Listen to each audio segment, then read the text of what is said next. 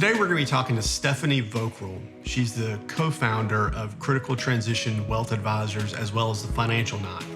And Stephanie's been in the financial services business for quite some time, but has discovered a particular niche with a group of people that really need help thinking through really complex financial issues. Check it out. Today we're here with Stephanie Vokrel. We've known Stephanie for a long time, but she is the founder of Critical Transition Wealth Advisors and also the Financial Knot. Right. And Stephanie, it's good to have you on Footnotes. Thanks for agreeing to do this. But one of the things that I think right off the bat, when you think about the two businesses that you have founded, one of them is sort of explanatory as to what you're doing, but then your primary business, I think, the Financial Knot, that's an unusual name. How did you get there? How did you get started with that? Yes, and so most of the advertising that people see is, the Financial Knot, and it's because it is such a niche that we tend to do most of our public marketing through the Financial Knot, and so it is a business where we work with clients to do financial planning through their divorce. And so, I went through my own divorce in 2004. It's a very painful, very emotional time. And I think there is a saying that talks about, you find your passion when you go through really tough waters. And so for me, I'm just incredibly passionate about assisting people through that process because it is just such a tough emotional spot. So the Financial Knot, it is exactly what it sounds like. When you're married, you get your finances, like your kids and your house, everything is, mixed into that marriage. And so in divorce, we help untie that knot. And hopefully we're doing it in such a way so that we bring peace to the process. I find that it's a time for people to be really anxious about their finances. Uncertainty, people don't like that. People don't like change. We're naturally wired to push back on change and for it to bring up our defenses. And so the Financial Knot is helping my clients to untie the finances, things owned jointly. How do we split assets? Divorce is about, splitting assets and support. Those are the two largest financial categories. And so that's what we do. When people think about sort of that split, is it always sort of a 50-50 split? What do you take us into sort of what some of your clients see and go through in that untying of the knot? Sure. Is it 50-50? Is it, what can that look like? Yeah, so the law is, and I'm not an attorney, full disclosure, right? We have to say that. Yeah. But so the law is equitable distribution. And so that's sort of a nebulous term, and nobody feels like it's fair.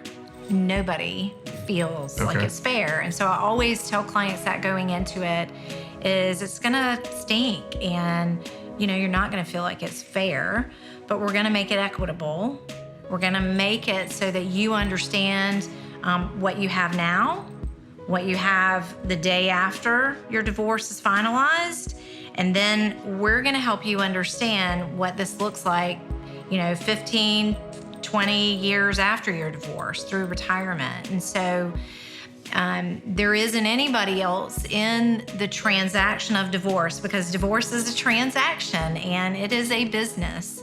People don't like to hear that, but there are people who will profit off of divorce if you're not careful. So you do have to find the right professionals. So when we're looking at splitting assets and we're looking at what's fair and equitable, we're the only person in the transaction of divorce that helps clients understand how this is going to impact you in the future.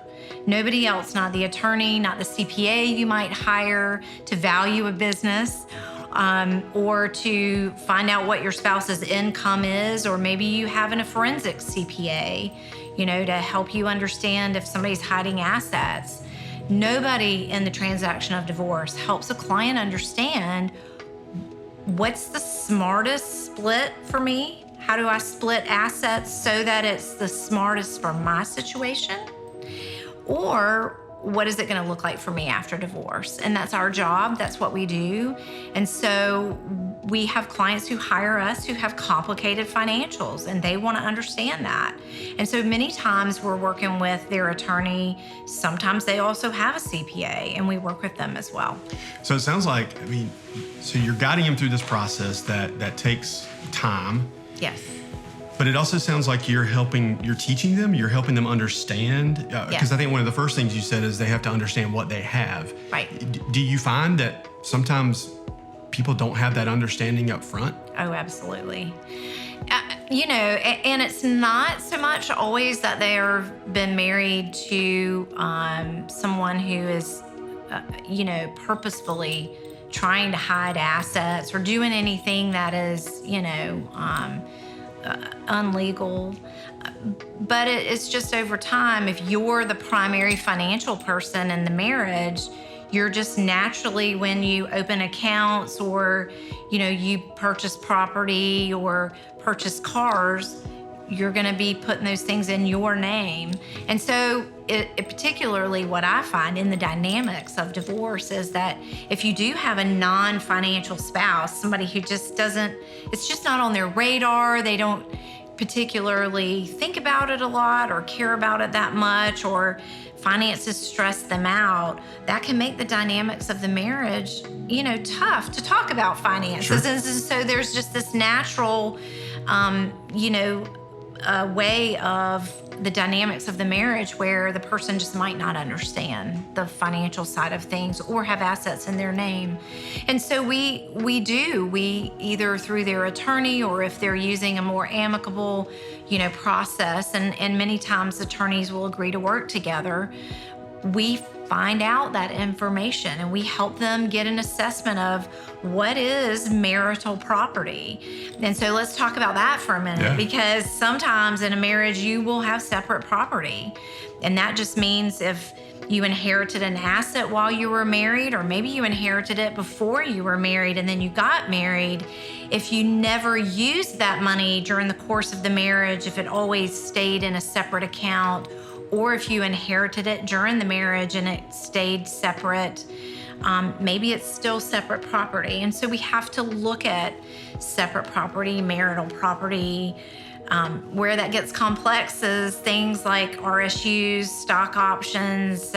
We have to use coverture fractions and all kind of fancy little calculations to help clients understand what part is marital and what's non-marital. So we help them to get an assessment of, what do my finances look like? What is marital, right? And so you can see, especially if you're a business owner, that becomes a conversation that doesn't feel uncomfortable, that feels uncomfortable. Sure. Because I'm a business owner, and you naturally don't feel like you took that spouse to work with you every day. But businesses are marital property, and that's hard. You mentioned earlier that, your own divorce some years ago kind of helped you understand, in real time, in real life, what your clients are going through. Yes. Share a little bit more about how your own experience sort of goes and threads through your professional experience with clients. I think that's interesting that, you could sort of sit there with your client and say, hey, I've done this. Yes. And chances are they've probably not. Right. So what's that like? There's a lot of emotion behind it. For me, it is a fuel for compassion, which, I've had, and it's fine. I've had some advisors go, oh yeah, I can help my client through a divorce. Well, there's a lot of specific knowledge you have to understand about the divorce math, right? And so the other piece of that is you have to have compassion. And if you've never been through it, then it's really hard to put yourself in that person's shoes. And I'll give you an example. Yesterday, we had a client who went, and it just happens to be a female, but every time she thinks of something financial, she will send us an email. Doesn't matter if it's in the middle of the night. It doesn't matter what it's about. It doesn't matter if the email it makes any sense. We'll get an email about it. And so some days we get to work and we will have, and I'm not kidding, 5 to 10 emails, right? About things that she has thought of.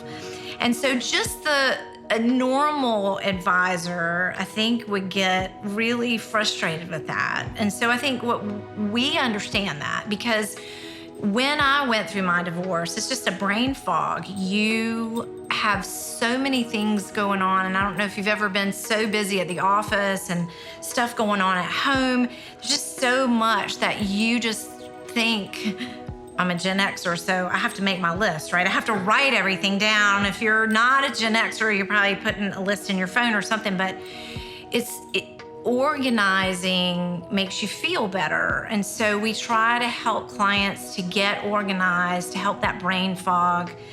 Largely what we do is trying to give attorneys a better client so that they can make decisions. And I find that giving them a financial plan where they can see, okay, this is what I'm getting in the divorce probably. And then as we get closer to them settling, they know, okay, this is what I'm getting in my divorce. Okay, and this is what it's going to look like afterwards. This is where my income is going to come from. I'm going to be okay, right? Because we do a lot of work on getting their expenses. And so we go through statements, credit card statements, bank statements. We do all of that work, right, to understand their expenses. So we can tell a client, you're going to be okay. And I think that because I've been through that, and I know people going through that process, that's really all they want to understand at the end of the day. I'm trying to, in my day job, I'm an advisor also. Right. And our clients are a little bit different than yours, but that aspect of telling a client they're going to be okay. Yes. What does okay usually mean for your client? Yeah, great question. It means that they're going to be able to pay their bills, that they have a bright future, that they are not going to run out of money at some point. I mean, occasionally I do have clients where I have to say, if you continue your current spending rate, you will run out of money after the divorce. And so it's helping them to understand, okay, if I can't spend at what I want to spend or what I'm used to spending, well, what does that look like? So it's helping them to define that and have an understanding of what that's going to look like. So typically that means they know what they're going to be able to spend. They're not going to run out of money in retirement. They're going to potentially get an asset that they really like, whether it's the marital home or the beach condo or what, right. First world problems, right? But sure. But they get that understanding of, I'm going to be okay by understanding their spending limits and the assets that they have. And, that we talk about goals that they want for the future. Like, do you want to travel every year? Or, what might some of those goals be? And sometimes they want to go back to school. Sometimes they want to make sure their kids' college is going to be paid for. So it depends on the client. But if we can help them see where their goals are met, and the big one for them though is income. Sure. And I get it. We all got to survive. So yeah, it's right there with air, right? Money and air. In this country, yes. Yes. I mean, there's no way to really get around that. Correct. So shifting gears, again, you and I have known each other for a while, and we've been in this business of sort of financial advice. And I know you and I have had conversations in the past, and even kind of the conversation before this conversation about specifically women in financial services. I know not all of your clients are exclusively women. Right. You kind of have a gender neutral practice, but in general, when we're talking about, the way that sort of the financial services industry and women sort of intersect one another, Yeah. it's usually not so great. Yeah. We have a bad history of serving the female population. I certainly can speak for that. And I will say this. Because I do belong to some national divorce financial planning groups, and I have some mastermind groups and things that I do all over the U.S. and internationally. So I think I have a pretty good understanding of the different regions and how gender differences are in You mean like geographic, like within the United States? Oh, yes, okay. for sure. So, and divorce is very different in different regions of the U.S. So in the South, it's much more litigious. Shocker. It is still very oriented around attorneys. Out in California, out west, it's very much alternative dispute resolution. And so I'm Does that saying mean outside of a court setting? Yes, correct. Okay. Right. Like a mediation process, or people actually working together to do their own divorce agreements, that kind of thing. So all that to say, and to circle back to the gender issue is that, it's specifically in the South, I find that women are still very much in more of a historical, traditional role, right? They have not been the primary breadwinner. They don't understand the finances, and that's okay. I think millennial women are very different, and I can speak to that in a minute, but I'm a Gen Xer, and my mom is a baby boomer. And so those two demographics, I work a lot with them. And so, it's still a very traditional, very historic role that women play in the South when it comes to those two demographics. And so they just naturally sort of navigate to our practice because they need our services. It's not always the case. We like men. We do have men who hire us. But it does tend to be, we do, just because, and we're all female, we do tend to have a lot of female clients. But I feel like there's more emphasis lately, and by lately, probably even over the last decade, where it seems that, when financial services and consumers are being talked about, it's not just people that have money in sort of a generic term. That women who have money is kind of a category now, and it's not like that's a new category and that there's never been women that have assets or complex financial situations. But it seems like the industry is kind of waking up, if you will, to that, and certainly marketing toward it. For sure. And I do try to educate my clients to help them understand that divorce sometimes is a windfall for them, and they are going to come into a lot of money. And so be very wise about who you talk to. You're going to have people who approach you, and it might shock you. What does that look like sometimes? So I have actually had clients cry to me because they feel like everybody wants their money.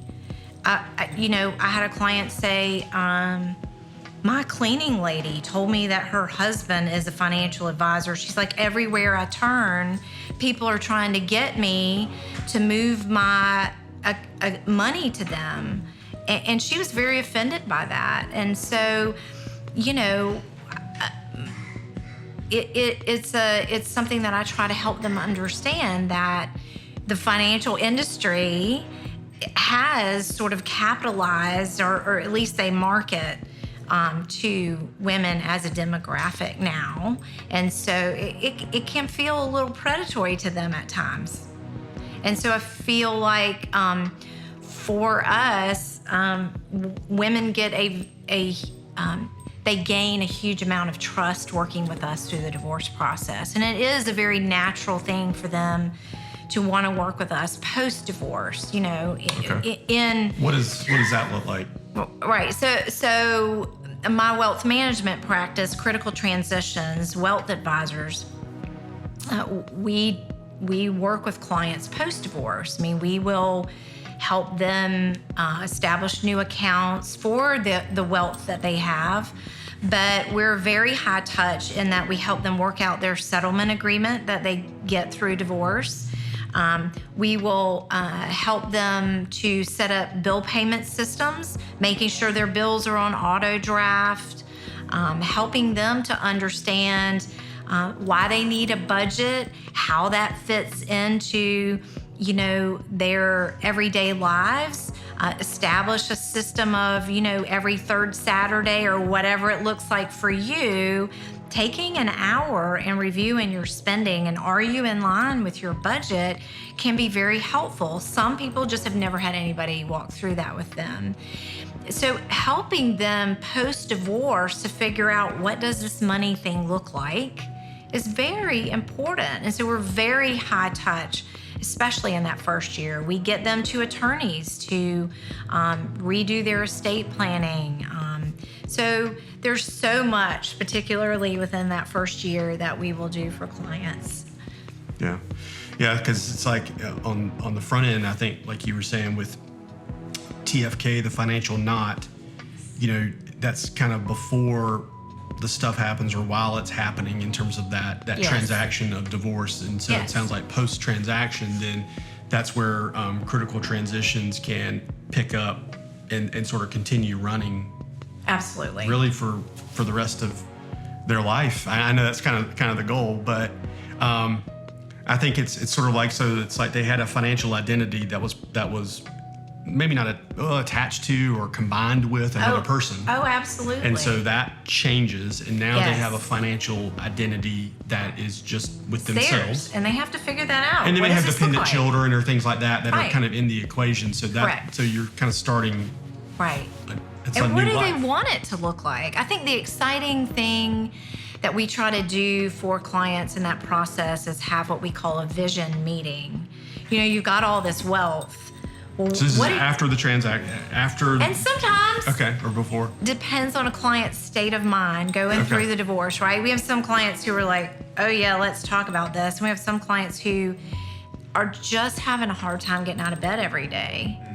Understandably so, right? And so sometimes it's after the divorce, sometimes though it's during that process. I would love for it to be during the process because then it can be included more in that financial plan. But the vision meeting is really to help clients understand, well, what do you want this to look like? This is yours now. I mean, I know the goal is obviously for you not to run out of money, for you to do these things like travel and some of these other things. But I have women who want to start businesses. I have women who, and men, but particularly the women that we work with tend to have to figure it out more because, again, they're the ones who have historically they have more of the traditional historical role, and so they're trying to figure out, what does this look like now? So they may want to start a business, but sometimes they catch a charitable vision. Ours is, for me personally, it is to eradicate human trafficking in the Midlands. And so that resonates with women. So sometimes they will grab onto that. But sometimes they have their own, interest. And I have one client who, she's very passionate about animals.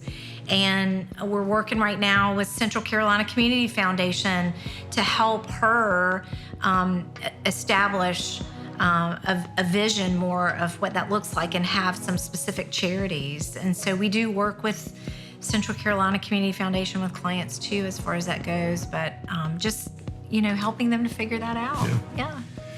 Well, so when you think about the work you've done and the people that you work with, and these just truly, I mean, they're critical. These are critical transitions. I mean, Yes. I mean that sincerely. Absolutely. What's next for the financial knot? I mean, do you just keep doing more of this? Yeah. I mean, you built a business out of it. Certainly, there's a demand for that. And, Absolutely. And you've done a lot of marketing and just kind of in your own story, just kind of is woven through that. But what do you want it to become?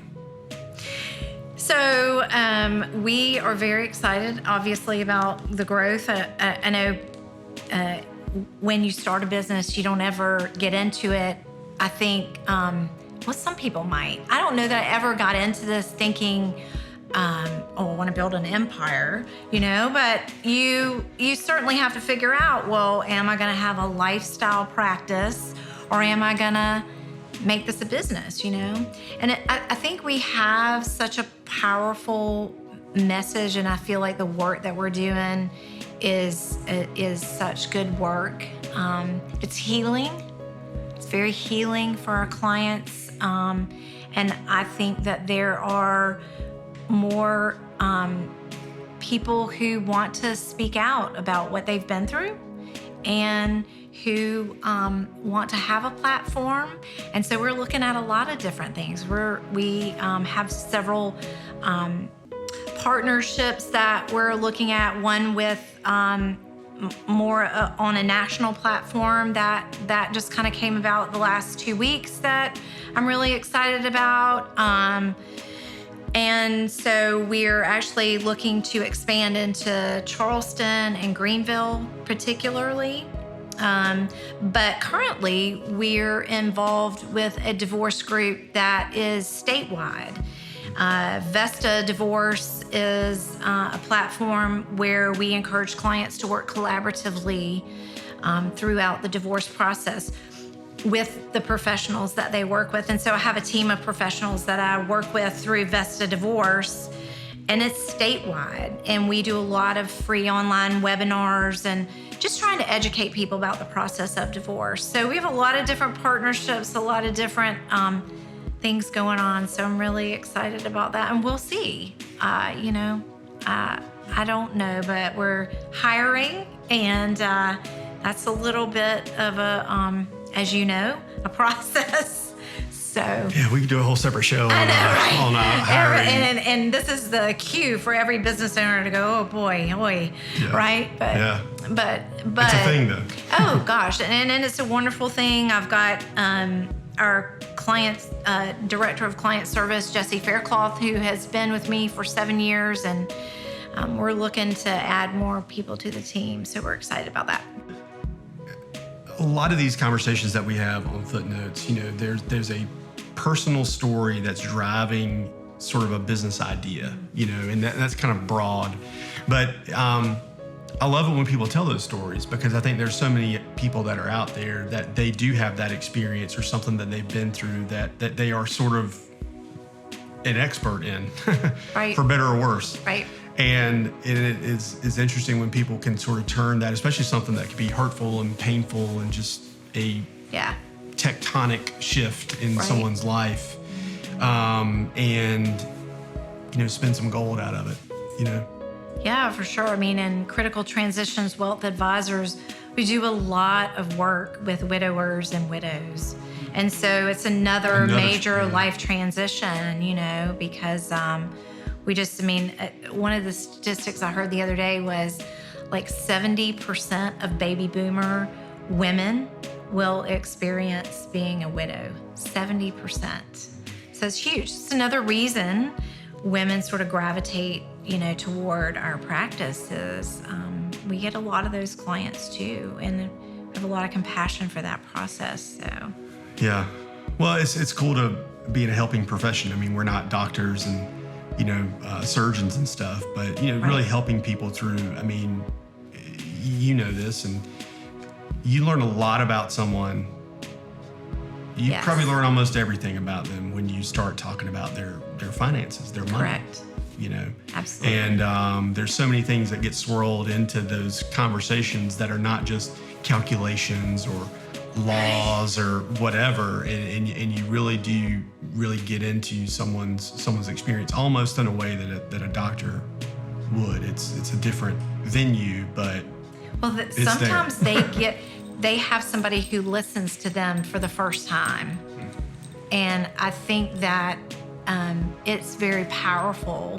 We all, and it's the thing I find in divorces, most of the time people just want to be heard. They want to be able to tell their story of how things go, but they mistakenly think that an attorney or a judge, and I don't mean this ugly, that they care. But it's like a doctor who deals with cancer patients all day. You're just another person who has cancer to them. And you want to think that the doctor is compassionate, but it's probably the number one thing we hear about people is their bedside manner was terrible, right? Well, it can be the same, in that litigation process. And so we're the ones who hear from our clients. We're the ones who let them tell their stories. And I think that can be very powerful for sure. Stephanie, you mentioned earlier about, you talked about some of the generations you're working with boomers and Gen Xers, Yes. but then you put a snippet in there about millennials and said we were going to come back to it. Right. So let's come back to it. Okay, perfect. Millennial women, what's unique and different, or what are you seeing out there in the market? Yeah, my goodness, where do I start? So they are the most educated female generation ever in the history of the world. I mean, they are getting educated more than men now. I mean, you certainly see those statistics about women. Like post K-12, like college and beyond? Absolutely, yes. And doctoral work, and so what's different about that generation and divorce is that many times they have brought their own assets to the marriage. Okay. And so, you're looking at helping a couple through a prenup agreement. They've got prenup agreements sometimes. And so you're working with the attorney to look at the prenup agreement. You're making sure that property is separated correctly, that you don't commingle, marital separate assets with marital assets. And so it's just a very different demographic. Many of them are business owners. And so helping them to make sure that they, have valued that business appropriately and they're handling that the right way is huge. So do you find that they sort of, again, we're kind of generalizing here, but in general, do you see that they even have a different expectation of you as an advisor, as opposed to some of the other generations, kind of a representative example that, Sure. An Xer looks for an advisor to do things this Right. way, a boomer this Right. way, but is it different in terms of their expectations of you? Yeah, they are much more technical. They do want to have more information, which is great. They are able to provide a lot more of the information that we need just regarding their finances. They're proficient with accessing information online. Some of them run circles around me and can teach me and show me how to find information, so it's great. But so from that standpoint, I think their expectation from us is not so much to help them know what they have right now, but to help me understand, once I'm done with this transaction, what is this going to look like for me going forward? And so they don't rely so heavily on us to understand what they have right now. Does that make sense? But it's definitely a different demographic, and they are again, they want more information. And that's great. So they want to understand more of the technicals. Okay, so why did you calculate it that way? I've actually had one ask me that question before, and tell me about the fraction that you use here and what this means, and that's fine. But I do find that they want to understand that more. So they rely less on us to just give them the answer. They do want to understand more of how we got to that answer. Okay. If that makes sense. Interesting. Yeah. Great question. Well, thanks for sharing all that, and thanks for just sitting down and doing the interview. I think this is, it is relevant, but I think it's going to help a lot of people. Absolutely. Thank you. You're welcome. Thank you for having me.